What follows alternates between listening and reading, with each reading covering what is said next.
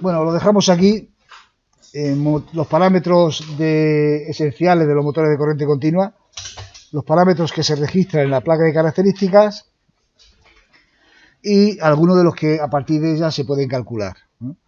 Decíamos que los parámetros eléctricos que se registran, los parámetros que se registran en la placa de características son los parámetros nominales, que son aquellos para los cuales el rendimiento del motor es máximo, es decir, parámetros a plena carga. Y tenemos que en un motor de corriente continua tipo paralelo, es decir, en el cual el inducido y el inductor están en paralelo, serían más o menos estos parámetros: la tensión en el inducido y la tensión de excitación, que sería la misma ya que están en paralelo, suele coincidir con la tensión de línea. La intensidad del inducido y la intensidad de excitación son diferentes aquí, porque la intensidad del inducido es la intensidad mayor, la intensidad, digamos, de consumo. Y la intensidad de excitación suele ser una intensidad constante, independiente de la carga, que sirve para crear el campo magnético.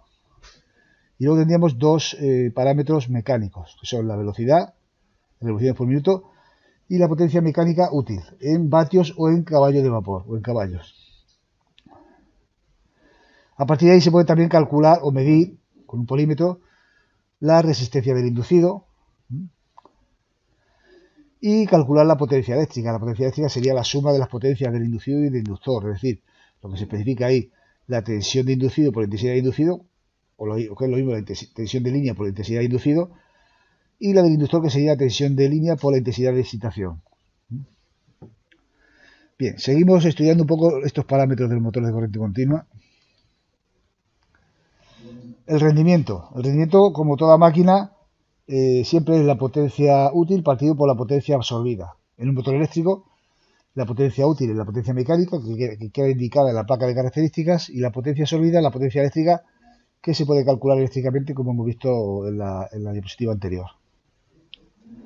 El rendimiento es común indicarlo en tanto por ciento, porque si dividimos la potencia mecánica entre la potencia absorbida, los tendríamos en tanto por 1.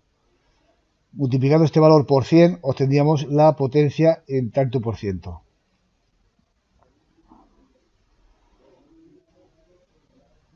También se puede calcular el par nominal del motor a partir de la potencia mecánica absorbida y a partir de la velocidad. Una expresión que ya vimos anteriormente. La expresión es la potencia mecánica es igual al par nominal por la velocidad nominal partido por 9,55, de donde se deduce que el par nominal es igual al 9,55 por la potencia mecánica partido por la velocidad nominal, en newton por metro, si metemos la potencia en vatios y la velocidad en revoluciones por minuto. Son parámetros que, planteada la práctica correspondiente, habrá que calcular. ¿De qué depende? Vamos a estudiar un poquito las dependencias de la velocidad de un motor de corriente continua, de la velocidad y del par. Porque, bueno, toda máquina eléctrica entrega velocidad y par a partir de tensión e intensidad de consumo. Pero vamos a ver estos parámetros de velocidad y de par, de qué parámetros eléctricos dependen, porque tanto en cuanto controlemos esos parámetros eléctricos, estaremos controlando los parámetros mecánicos que nos entrega el motor. Entonces, en un motor de corriente continua, la velocidad es directamente proporcional a la fuerza electromotriz inducida en el motor, ¿no?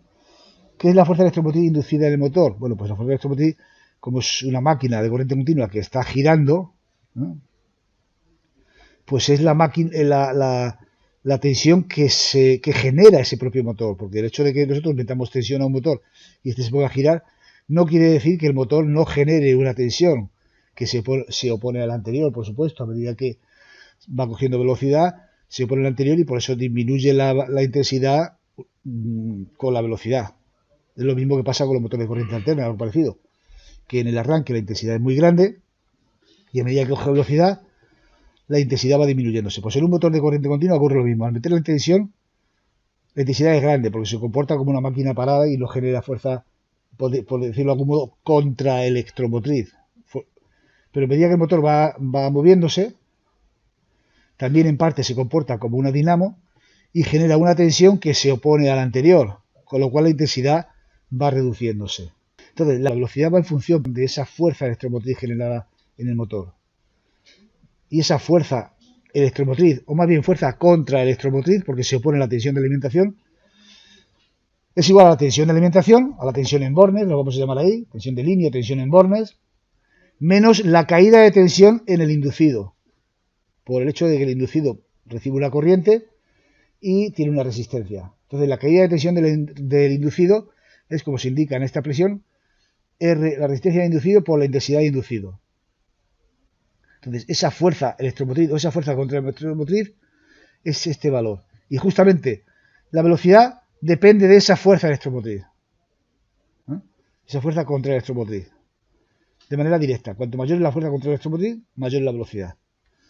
De esta expresión que tenemos aquí, tensión en bornes menos resistencia inducida por intensidad inducida, podemos simplificar esta dependencia y decir que la velocidad de un motor de corriente continua depende de la tensión que le aplicamos, la tensión en bornes. De manera que a mayor tensión, mayor es la velocidad. A menor tensión, menor es la velocidad. Esto intuitivamente incluso es fácilmente comprensible. Si yo meto más tensión en el motor de corriente continua, la velocidad aumenta. Y si yo meto menos tensión al motor de corriente continua, la velocidad disminuye. En un pequeño motor de imán permanente que tiene un imán permanente, por lo tanto el campo magnético es constante, la velocidad de este motor va a depender de eso, de la tensión que le metamos. Cuanto más tensión, más velocidad tiene, cuanto menos tensión, menos velocidad tiene, ¿no?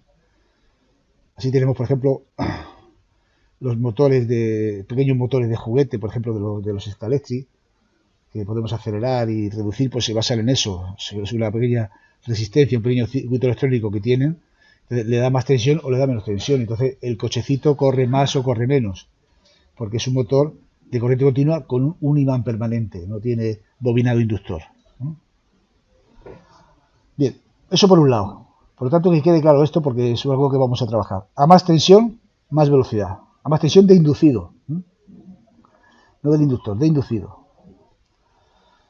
Y al mismo tiempo, la velocidad es inversamente proporcional, entendemos lo que es inversamente proporcional, al campo magnético o al flujo magnético suministrado por el inductor o el circuito de excitación. Es inversamente proporcional a phi, que es la nomenclatura del campo magnético. Es decir, cuanto mayor sea el campo magnético, la velocidad del motor va a ser menor. Y cuanto menor sea el campo magnético, la velocidad del motor va a ser mayor.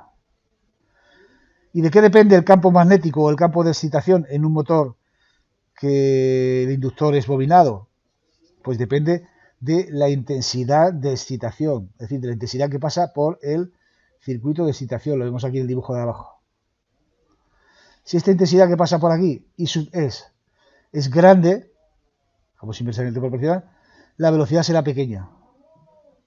Y si esa intensidad es pequeña, la velocidad será grande. Por lo tanto, que nos quede de manera patente estas dos dependencias. De manera simple, cabe decir que la velocidad de un motor es directamente proporcional a la tensión del inducido e inversamente proporcional a la intensidad de excitación. Yo puedo aumentar la velocidad con la tensión de inducido, aumentándola, o reduciéndola, y sin embargo la velocidad es inversamente proporcional con la intensidad de excitación. Si aumento la intensidad de excitación, la velocidad disminuye, y si disminuyo la intensidad de excitación, la velocidad aumenta. En definitiva, la fórmula sería más o menos esta. Observad que aquí he incluido una letra K, porque la fórmula sería más compleja, incluiría otros factores geométricos o constantes del motor, que no vienen al caso, porque nosotros tampoco vamos a hacer un cálculo exhaustivo, aunque podríamos calcularlo, haciendo unas medidas. La velocidad viene a indicar esta fórmula, que depende de ese conjunto de constantes multiplicado por, y aquí lo tenéis, la fuerza electromotriz, que es esta, dividido por el flujo. Si la parte constante de este flujo la metemos en K, es decir, el flujo va a depender del número de espiras de las bobinas, de la longitud de la bobina y de la intensidad de excitación. Si la parte constante de ese flujo, para cuantificarlo de manera, porque yo no tengo un aparato que mida el flujo, pero sí tengo un aparato que mide la intensidad, la extraemos y la incluimos en K, tendríamos una fórmula para nosotros más comprensible, que sería una K sub n, la que sea, me da igual. K sub n son es una constante de ese motor. Entonces me dice que la velocidad de ese motor depende directamente de la tensión que le aplicamos e inversamente de la intensidad de excitación. Por lo tanto, el observar esta fórmula debe de ayudarnos a recordar de qué depende la velocidad del motor de corriente continua. De la tensión que le metamos al inducido de manera directa, a más tensión más velocidad, a menos tensión menos velocidad, y de la intensidad de excitación de manera inversa, a más intensidad de excitación menos velocidad, y a menos intensidad de excitación mayor velocidad. Y eso es lo que quiero que captéis, porque cuando hacéis la práctica de esto, yo os diré, a ver, ¿con qué se aumenta la velocidad? O ponme el rheostato tal para que la velocidad sea la máxima o la mínima, en función de esos parámetros, la tensión que apliquemos al motor, aquí lo tenemos, U sub B, y la intensidad de excitación, que es la que circula por el circuito de excitación. Solamente quedarnos con esta diapositiva con dos cosas muy sencillitas de todo lo que he hablado. Lo que digo, la velocidad del motor, ¿de qué depende? De la tensión en bornes de manera directa y de la intensidad de excitación de manera inversa. Entonces yo tengo un motor funcionando en el cual tengo un mando, por ejemplo, para variar la tensión y otro mando para variar la intensidad de excitación. Os quede claro que si yo aumento la tensión, aumenta la velocidad. Yo digo, aumenta la velocidad, aumentando la tensión. O aumenta la velocidad con la intensidad de excitación. Para aumentar la velocidad con la intensidad de excitación tendría que disminuir la intensidad de excitación. Y eso es lo que yo quiero que captéis, más que hacer cálculos con esta fórmula, que no lo vamos a hacer. Pero sí que vamos a utilizar su concepto, ¿no? Ya plantearé la práctica, pero que eso nos quede claro. El par motor. Hemos visto de qué depende la velocidad de un motor de corriente continua. Y vamos a ver de qué depende la fuerza del par motor. Bueno, pues el par motor de un motor de corriente continua cabe decir que es directamente proporcional a la intensidad de inducido, a la intensidad de carga, algo que por nosotros no es directamente controlable, porque la intensidad de carga del motor va a depender de la carga que esté sometido. Si el motor está trabajando en vacío, pues será menos la intensidad de inducido. Si el motor tiene una carga potente, está moviendo una carga, pues la intensidad de inducido será mayor, ¿no? Es decir, en este caso actúa de una manera reguladora, porque si aumenta la carga, aumenta la intensidad de inducido y el motor responde aumentando su par motor. De eso se trata. Pero yo no puedo controlar la intensidad de inducido. No puedo decir, ahora voy a meter más intensidad de inducido, ahora voy a meter menos intensidad de inducido, porque eso se produce con la carga. Lo que sí que es controlable es el otro parámetro del cual depende el par, que es del flujo magnético, ¿no? Depende también de manera directa del flujo magnético, o lo que es lo mismo de la intensidad de excitación. En este caso podríamos poner la fórmula del par así, como una constante, K sub M, K de par, que depende de la intensidad de excitación, que sí que es controlable por mí, y de la intensidad del inducido, que no es controlable por mí, porque eso depende de la carga que yo le tenga sometido. Entonces yo puedo actuar sobre el par de manera consciente o voluntaria, actuando sobre la intensidad de excitación. Y si yo necesito más par, aumentaré la intensidad de excitación. Si necesito menos par, disminuiré la intensidad de excitación. Claro, recordando la fórmula anterior, si yo aumento el par aumentando la intensidad de excitación, ¿qué es lo que pasa con la velocidad? Disminuye. Lo cual es lógico, porque la potencia se conserva constante. La potencia mecánica es par por velocidad, entonces si yo aumento el par, la velocidad disminuye. Entonces, si yo aumento la intensidad de excitación para aumentar el par, la velocidad va a bajar. Si yo disminuyo la intensidad de excitación para disminuir el par, la velocidad va a subir. ¿De acuerdo? Una precisión con la expresión anterior que no os he comentado, que es importante, que también vamos a observar en el motor. Voy a la diapositiva anterior y observamos esta fórmula. Fijaros en la intensidad de excitación, está aquí dividiendo. Yo puedo reducir la intensidad de excitación, con lo cual la velocidad aumentará. Puedo reducir aún más la intensidad de excitación, con lo cual la velocidad aumentará aún más. Pero ¿qué creéis que ocurrirá si yo dejo la intensidad de excitación en cero? Es decir, aquí desconecto la intensidad de excitación. en principio podemos pensar que no se mueve, pero según la fórmula no. Según la fórmula, ¿a dónde va a ir la velocidad? No tiene... A la velocidad del infinito. Es infinito. Cuando tengas algo de carga... Bien, la observación de Heimer, que estás diciendo que cuando tenga, si tiene algo de carga se para, es cierto. Pero ¿y si el motor está en vacío? Si el motor está en vacío, la única carga que tiene es la propia inercia del motor. ¿Vale? Entonces decimos que en un motor de corriente continua, cuando la intensidad de excitación se pone a cero y está en vacío, tiende a embalarse, se embala. ¿Vale? Y eso puede ser peligroso para el motor, ¿no? Porque por la fuerza centrífuga, pues el sistema mecánico se puede deteriorar, se puede averiar. ¿Vale? Porque bueno, la intensidad de excitación, va bien, el campo magnético nunca es cero. Aunque quitemos la intensidad de excitación, como hay un campo magnético remanente que os comenté el otro día, nunca es cero. Pero el campo magnético es muy, muy, muy pequeño. Suficiente a lo mejor para vencer ese pequeño par de vacío que comentabas tú. Pero vence ese par de vacío y el motor tiende a embalarse. Esto es algo que debíamos ver de manera práctica. Vamos a ver cómo, desconectando la intensidad de excitación, el motor tiende a embalarse. Por eso, a pesar de que incido una vez más que no se utilizan ya mucho los motores de corriente continua de campo magnético bobinado, en todo caso se utilizan de corriente continua de imán permanente en pequeños electrodomésticos, juguetes y tal. Pero bueno, si se utilizan, normalmente nunca se pone una protección separada en el circuito de excitación. Si hay que poner la protección, se pone la protección total. Pero aquí nunca se pone un fusible para la intensidad de excitación. Porque funcionando el motor, por las razones que sea, ese fusible o ese elemento de protección se dispara, salta, el motor, si está en vacío, tiende a embalarse. Y si está en carga, se bloquea. Con lo cual también es peligroso, porque si queda bloqueado el motor, la intensidad del inducido sube mucho, mucho y se puede quemar, ¿no? Bien. Estábamos con el par. Y el par, efectivamente, ocurre eso.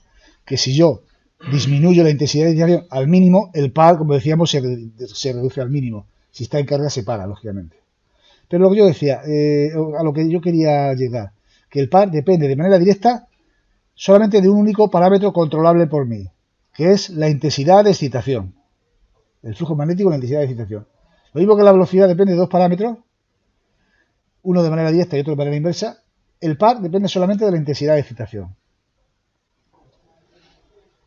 Esta es una fórmula, ya digo, nuevamente que no vamos a utilizar para el cálculo, aunque podríamos, porque si cogemos el par nominal, más o menos, y la intensidad de excitación nominal, la intensidad de inducción nominal, calcularíamos esta constante, y ya si tenemos esta constante, podemos calcular cualquier par. Pero no lo vamos a hacer, simplemente quería expresaros esta fórmula para indicaros sobre todo el parámetro que me interesa, que el par depende de manera directa de la intensidad de excitación. A mayor intensidad de excitación, mayor par, y a menor intensidad de excitación, menor par.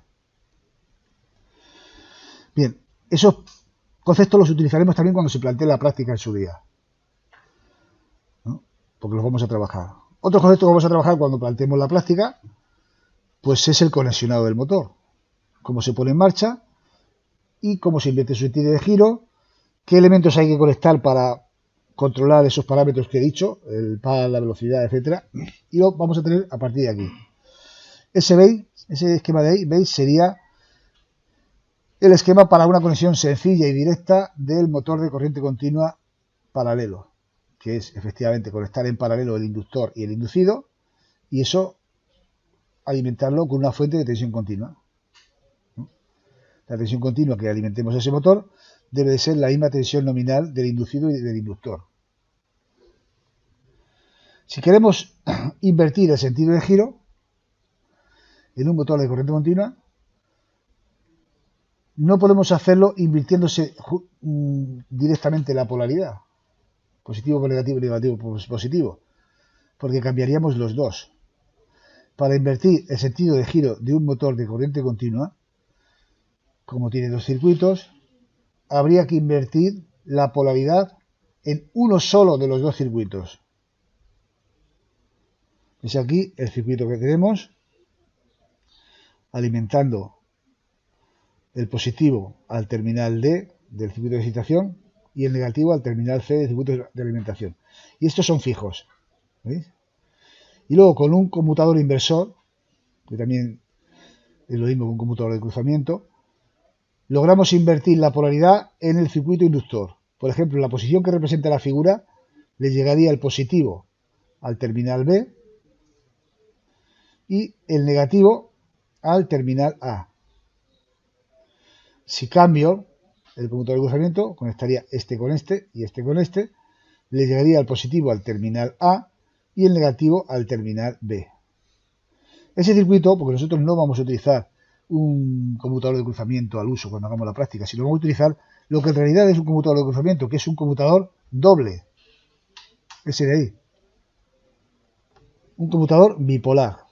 ¿No? Me faltaría aquí que viniera la línea, que uniera estos dos conmutadores. ¿Veis que son dos conmutadores? En realidad sería uno bipolar. Tendría que llevar una línea así como este interruptor bipolar de aquí.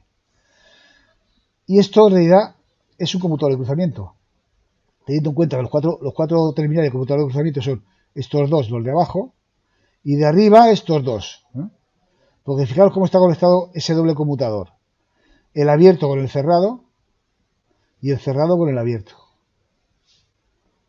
Para que haga el efecto de inversor. Así, de esta manera, podéis ver que en la posición de la figura les llega ahora el positivo al A y el negativo, si recorremos por aquí, le llegaría al B.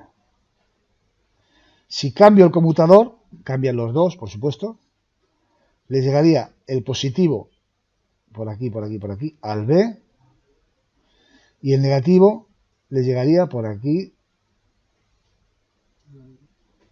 no, perdón, sí, por aquí, que está, le llegaría al B, al A. ¿No? Repito, el positivo le llegaría por esta, cambiando de posición, al B, y el negativo le llegaría por esta al A. ¿Conforme? Entonces tenemos aquí un circuito de arranque del motor con inversión de giro. Aquí está hecho con un conmutador doble. Podríamos hacerlo también como en un motor trifásico o al de alterna con dos contactores de continua. ¿Vale? De manera que en una posición le llegara la polaridad AB, teniendo el positivo en el A y el negativo en el B, y en otra posición le llegaría la polaridad BA, positivo en el B y negativo en el A. Mientras que al inductor no le llega, o sea, siempre le llega la misma polaridad. Bien, de esto, ¿qué tenemos que deducir? ¿Con qué es lo que nos tenemos que quedar? Porque vosotros, yo os diré en un momento dado, hacer el circuito y tal, pero nos tenemos que quedar con una cosa, que para invertir el sentido de giro de un motor de corriente continua, hay que invertir la polaridad en uno de los dos bobinados. En uno solo de los dos bobinados, no en los dos. ¿Por qué en un motor pequeño de juguete que tiene un imán permanente, si se invierte el sentido de giro a invertir la polaridad de la batería que lo alimenta? Pues porque el campo magnético es permanente y ese no cambia. Entonces no tiene más que un circuito eléctrico, que es el del inducido. El del inductor no es ningún circuito eléctrico, pero es un campo magnético que necesita y ese no cambia. Entonces, al invertir la polaridad que alimenta ese pequeño motor, se invierte el sentido de giro, pero no es porque sea un motor diferente. Estamos invirtiendo solamente la polaridad de uno de los dos campos que hay, porque el otro es un imán permanente. Entonces, de esta diapositiva, ¿qué tenemos que quedarnos con qué aprendizaje nos tenemos que quedar? Con que para invertir el sentido de giro de un motor de corriente continua hay que invertir la polaridad de uno solo de los dos bobinados. Esto está expresado aquí gráficamente, pero si lo apuntáis y tal, pues en fin, quedaría bien ahí para que quedara patente. No simplemente que no vemos el dibujo, porque luego a lo mejor vemos el dibujo, vamos a hacer la práctica y tal, vemos y no sabemos casi lo que estamos haciendo. Entonces, si lo vemos expresado, lo podemos comprender. Para invertir el sentido de giro de un motor de corriente continua, basta con invertir la polaridad de uno solo de sus dos bobinados. Y esto que acabo de decir para los motores de corriente continua es casi genérico para todo tipo de motores. Son máquinas que suelen tener dos circuitos eléctricos. Entonces, para invertir el sentido de giro de un motor de esa característica, hay que invertir el de uno solo de los bobinados. Por ejemplo, un motor monofásico. Cuando los estudiemos, vamos a ver que tiene también dos bobinados. Pues para invertir su sentido de giro tenemos que invertir la polaridad de uno solo de sus dos bobinados. Bien. Seguimos. Vamos ahora a estudiar, vamos a seguir con esto, viendo los comportamientos del motor de corriente continua. La variación de velocidad. ¿Qué ocurre cuando variamos la velocidad de un motor de corriente continua? Porque un motor de corriente continua me entrega par y me entrega velocidad. Entonces normalmente yo lo que voy a querer variar en un motor de corriente continua es la velocidad. El par va a ocurrir que varía de manera accesoria, pero yo normalmente cuando vamos a ajustar a trabajar con un motor lo que hacemos solamente es variar en la velocidad. Observaremos que luego el par también varía, pero la intención normalmente de un motor de corriente continua es controlar la velocidad y regularla, darle más velocidad, ahora quiero que vaya más despacio, ahora quiero que vaya más deprisa. Vamos a ver qué cosas ocurren. Y para ello vemos las dos características de un motor. La característica mecánica, es decir, ver cómo varía el par con la velocidad. Y la característica se llama electromecánica, ver cómo varía la potencia con la velocidad. Y aquí las tenemos. Por un lado, la de arriba. Vemos que tiene dos zonas. Fijaros bien que estas dos zonas y la de abajo, da igual. Están divididas por esta línea discontinua de aquí. El motor de corriente continua presenta esta variabilidad o esta curva para controlar y regular su velocidad.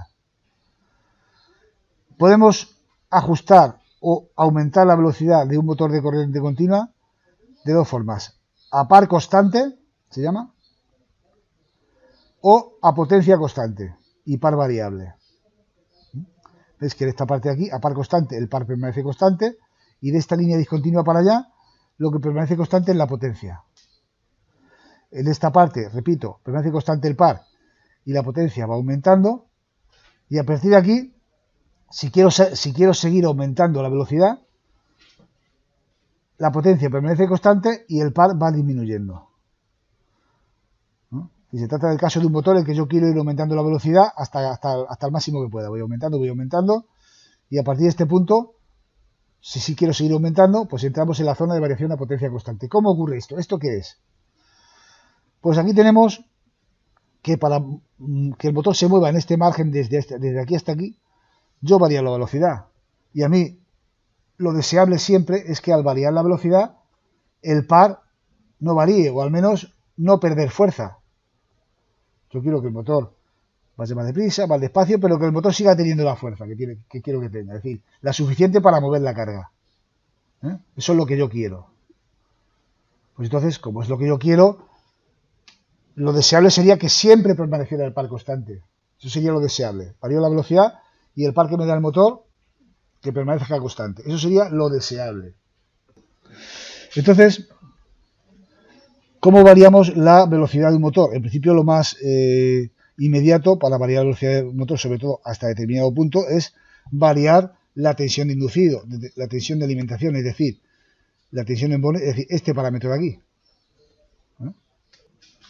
Vamos aumentando. Si quiero más velocidad, seguimos aumentando. Si quiero más velocidad, seguimos aumentando. El par no varía porque fijaros bien que aquí en el par no aparece por ningún lado la tensión en bornes. Por tanto, el par permanece constante. Estamos por esta zona de la curva. Y al mismo tiempo que va aumentando la tensión, lógicamente la potencia va aumentando. Porque la potencia, por otra parte, tenemos que es la tensión de línea multiplicado por la intensidad de excitación y por la intensidad de inducido, más la intensidad de inducido, perdón. De una fórmula anterior, esa es la potencia. Entonces, si yo voy aumentando la tensión de línea, o lo que es lo mismo, la tensión en bornes, también lo vamos a poner así, aumenta la potencia. Por lo tanto, en este margen en el cual estamos aumentando la tensión, a medida que aumentamos la tensión, aumenta la potencia, pero el par permanece constante, que es lo que yo quiero. Pero va a llegar un momento en que ya la tensión en bornes no vamos a poder seguir aumentándola. Porque no podemos pasar la tensión que le metemos al motor de la tensión de su placa de características. Si un motor que pone una tensión de su placa de características 230 voltios y le vamos a meter más de 230 voltios, ya no podemos hacerlo. Entonces llegamos a un punto en el cual ya no podemos meter más tensión, es decir, estamos en este punto divisorio. Si a partir de aquí queremos seguir aumentando la velocidad, ¿de qué forma lo podemos hacer? Nos vamos otra vez a la fórmula de velocidad y aquí para seguir aumentando la velocidad podemos operar sobre este parámetro. ¿Vale? ¿Cómo? Disminuyéndolo. Entonces, disminuimos la intensidad de excitación y la velocidad va a aumentar a partir de aquí. Pero ¿qué es lo que ocurre? Que si disminuimos la intensidad de excitación, el par va a bajar. ¿Qué es lo que ocurre en esta curva del par? A partir de aquí, que hasta aquí teníamos el par constante, el par va disminuyendo. Cada vez tenemos menos fuerza. Llegará un momento que no sea suficiente par para que el motor se mueva y se vendrá abajo. Por lo tanto, es una zona de variación del par, o sea, de la velocidad, pues un tanto delicada, porque llegará un momento que si tiene el motor mucha carga y queremos seguir aumentando la velocidad, disminuyendo la intensidad de excitación, va a bajar tanto el par que ya no va a poder con la carga. Desde luego, si está en vacío, sí. Nosotros cuando hagamos la práctica, como va a estar el motor en vacío, vamos a observar que no pierde fuerza. De hecho, lo vamos a llevar al embalamiento, para que veáis un poco lo que es eso. Pero bueno, lo que yo quería deciros es que a partir de aquí, para seguir aumentando la velocidad, hay que reducir la intensidad de excitación. Con lo cual, el par disminuye y la potencia permanece, bueno, constante, casi constante, porque la intensidad de excitación es una intensidad muy pequeña en comparación con la intensidad de inducido. Entonces, en todo caso, la potencia disminuiría ligeramente. Simplificando la curva y los conceptos, diríamos que a partir de este punto tenemos variación de velocidad a par constante, o sea, a potencia constante y a par variable. En conclusión, para aumentar la velocidad de 0 hasta la velocidad nominal o hasta la tensión nominal, tenemos variación a par constante. Y si para aumentar la velocidad a partir de ese punto, tenemos variación a potencia constante. Son las dos formas de variar la velocidad en un motor de corriente continua. Y veremos que también en un motor de corriente alterna ocurre lo mismo. Tenemos variación a par constante hasta sus parámetros nominales y a partir de ahí variación a potencia constante. Fijaros ahora en los dos dibujos que hay aquí. Para variar la potencia a par constante, nosotros vamos a coger y vamos a poner una resistencia variable en serie con el inducido. De esta forma, lo que hacemos es dividir o robarle tensión al inducido. Pongamos, por ejemplo, que el rheostato está al máximo. La velocidad sería la mínima, porque se queda una gran parte de la tensión en el rheostato de inducido. A medida que vayamos disminuyendo ese rheostato, esta resistencia va a ser menor y le va a llegar más tensión al inducido. Estamos aumentando la tensión, pero llegaremos al máximo cuando estemos metiendo al inducido toda la tensión de la línea. Por tanto, aquí la variación a par constante la produciremos variando el rheostato que está en serie con el inducido. De menor tensión a mayor tensión, a la máxima. ¿Vale? La máxima tensión aplicada al inducido será la que tengamos en la red. Y en el esquema de la derecha hemos puesto un rheostato en serie con el inductor. De manera que cuando tengamos una resistencia grande, la intensidad que va a pasar por el circuito inductor va a ser pequeña. Porque claro, si ponemos una resistencia grande, cuanto mayor sea la resistencia, la intensidad va a ser menor. Y si yo reduzco este rheostato, cuanto más pequeña sea la resistencia, más grande va a ser la intensidad. Es decir, y en conclusión, la velocidad aumentará al aumentar el rheostato, porque va a bajar la intensidad. Y la velocidad disminuirá al aumentar el rheostato, porque va a subir la intensidad. Recordad por la fórmula que la velocidad depende de la intensidad de excitación y depende de manera inversa. Cuanto mayor es la intensidad de excitación, la velocidad va a ser más pequeña, ¿no? Por lo tanto, cuanto mayor sea la resistencia esta, por la ley de Ohm, sencillamente, la intensidad que va a pasar por aquí va a ser menor. La intensidad de excitación va a ser menor, ¿no? Y cuanto menor sea esta resistencia, la intensidad va a ser mayor.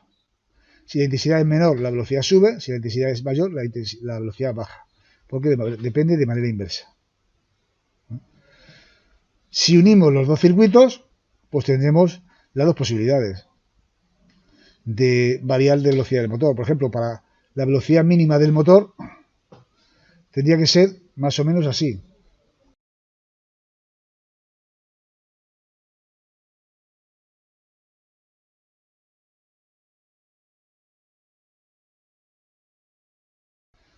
Entonces, si yo quiero arrancar este motor a la mínima velocidad, pondría el rheostato aquí al máximo para que le llegara a la tensión más pequeña. Y aquí el rheostato este al mínimo. Con esto que tengo, que la tensión en Borner va a ser más pequeña,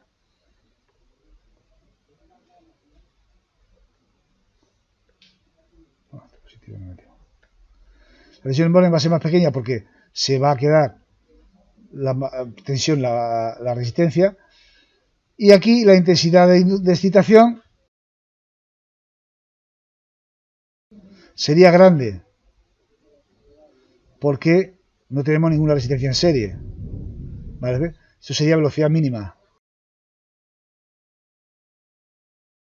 Si quiero variar la velocidad, pues primero variaría el rheostato este aumentando la tensión, variándolo para allá. Cuanto más pequeña sea esta resistencia, mayor será la tensión que le llega al Borner, al motor. Cuando esta esté aquí, tendremos la máxima velocidad. Aquí tendremos la máxima velocidad por tensión. Y si yo quiero seguir aumentando la velocidad, tengo que ir disminuyendo la intensidad de excitación hasta que llegue a este punto, en el cual ahí tendría la velocidad máxima. En tanto en cuanto varío este rheostato, estoy trabajando en la zona de esta zona de la curva, ¿vale? Y cuando llegue ya al máximo, que ya no puedo meterle más tensión porque he llegado ya a la tensión de línea, si yo quiero seguir aumentando la velocidad, tendrá que ser a costa de disminuir la intensidad de excitación, con lo cual el par disminuye y la potencia permanece prácticamente constante. Observad cómo aquí, en esta misma figura, se intuye que si el par disminuye al máximo, es porque he reducido la intensidad a cero y la velocidad llega al infinito, en teoría, ¿vale? Por lo tanto, eso es otra cosa también que trabajaremos en la práctica, cuando la planteemos. La conexión del motor, la inversión de giro, como hemos visto anteriormente, y la variación de velocidad a par constante y a potencia constante. En cualquier caso son conceptos que cuando se vayan a trabajar también podéis revisar nuevamente las diapositivas aquí en la grabación esta, lo podéis comprobar y ver si ha quedado suficientemente claro. Y aquí daríamos por terminada la sesión esta.